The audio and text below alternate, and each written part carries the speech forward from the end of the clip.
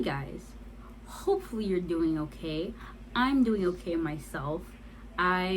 This is my second time trying to film this video. So the first time I tried to do it in my car, but it is so fucking hot out that I literally almost died in there, even with the air conditioning on. Like, I just had sweat rolling down my face. Don't worry, buddy. You're doing fine.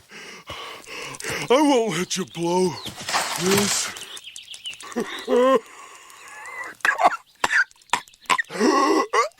So if you guys ever want to question if I'm dedicated to the craft, baby, I'm ready to die. I'm ready to die for the tube. Anyways, I am starting a new series on my channel that I want to call Shooting the Shit. And it is essentially where I talk about a topic that I am interested in for a long period of time, and hopefully someone else finds it interesting too.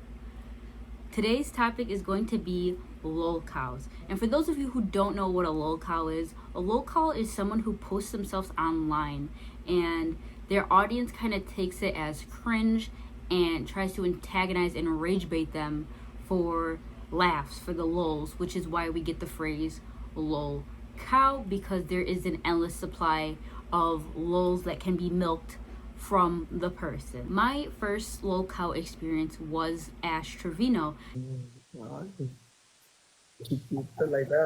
I couldn't help but end up getting sucked into it like everyone else.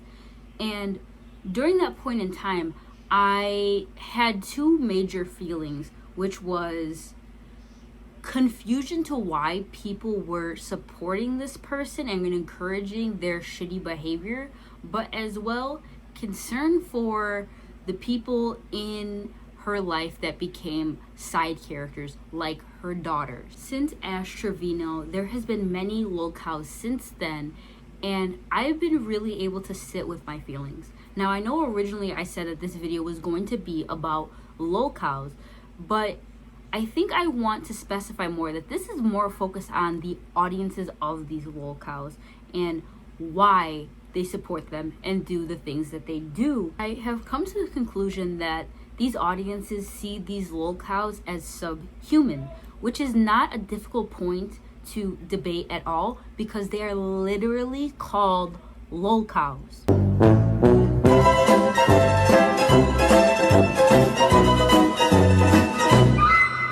I want to go deeper than that though, and I want to look into the reasoning of why.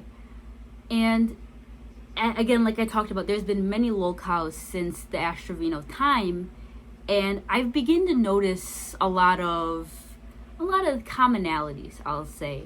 I have asked people what they find so funny about these lolcows, and I got a range from responses, those being that they think it's funny when they are rage baited, or they easily believe their audience, that they have insane home situations and that their families are nuts and their houses have roaches, that they sometimes talk funny or do odd behaviors that wouldn't be socially acceptable, and that overall they have a delusion not only about their situation but themselves.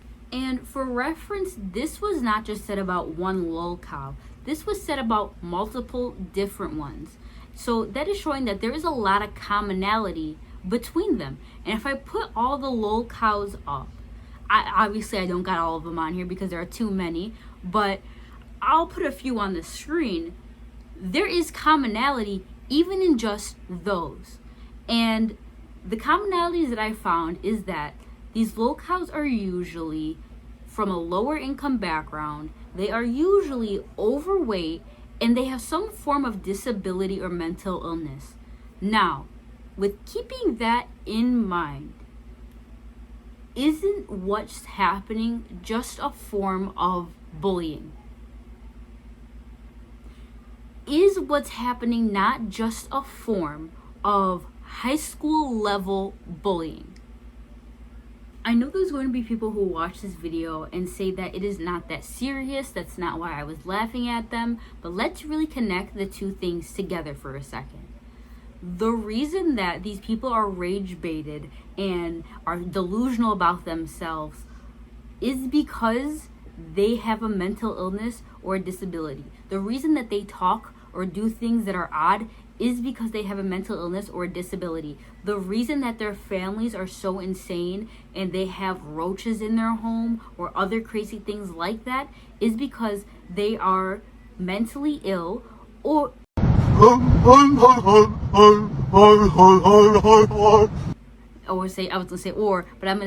and they are from a low income background. As if what I described is not bleak enough, these audiences will then justify their bullying of the lolcow because the lolcow did something wrong. And for those of you who don't know, usually somewhere in the lolcow story, in the lolcow lore, there's a point where the lolcow does something wrong, does something cancelable, whether it be talking to minors, whether it be being racist, or whether it be something much worse. There is always something that comes out and it's immediately used as a justification to then bully the lolcow. Now, I will say right here, right now, that I am not in support. I am not defending anything that these lolcows did. I think it's despicable, but I think it is despicable as well to then use that as a justification for the bullying, because 9 times out of 10, the bad shit doesn't come out until midpoint in the story, babes. Y'all were already bullying before that point. And to these people who try and justify their bullying with this white knight behavior, they deserve it bullshit, let me pivot for a second.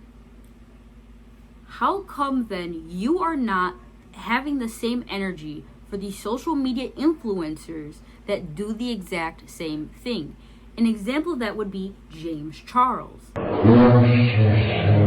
James Charles has done some heinous shit and has gotten caught multiple times, but I don't see any of you guys clowning his ass. Sure, he's a meme for a couple days, but he still has millions of followers. He's still getting brand deals. Why are you not on his ass like you guys are on these lolcows' asses? And I'll tell you why.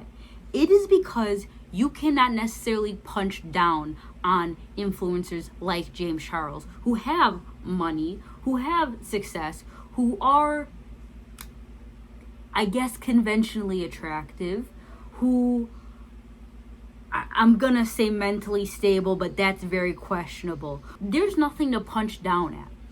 You have nothing that you could punch down about. So I really don't want to hear this argument about the justification of the behavior if you are not coming after. Mind you, this isn't all about James Charles. I want to put out there as well that I understand that the lolcow issue is not a one size fits all, because there are so many lolcows out there, and I fully get that. As well, I want to say that this is not me saying this from my high horse. I talked about earlier how I was in the Ash Trevino nonsense, and I was also invested in the Tofia nonsense. Now, again, was I liking, commenting, or sending money? Fuck no. But I was scrolling and watching what was going on. And that's the reason why all this came up in the first place, was because I began to wonder why I thought they were funny. I began to wonder why other people thought they were funny, and I really began to unpack that. So I think maybe if we had to have a Disney ending for this video, it would be to really think about why you are engaging with the content you are, more than just the surface level reasoning. Up to us to stamp out hatred. The power is yours. And that is the end of the first Shooting the Shit video. I hope you guys enjoyed it. I understand that it is not a very kiki hee hee ha ha kind of video, but I'm not always a kiki hee hee ha ha kind of person, and I thought what better way than to show more sides of myself than doing it through a Shooting the Shit video. But again, hopefully you guys did enjoy it. Even though it was a more, I guess, serious topic, I still greatly enjoyed creating the video. And if you comment on the fact that my desk is dirty, or the fact that I'm washing my sheets, that I don't have anything on my bed, you are anti-woman, and I cannot have you on my channel. Oh, scary. Oh, shiver my timbers. Yeah. Sorry about that. But if you like the video, please like and subscribe. If you absolutely fucking hated the video, couldn't stand it, please leave a comment down below so I get the interaction. That would be amazing. I hope you all have a great day or night, and I will see you guys next month. Bye.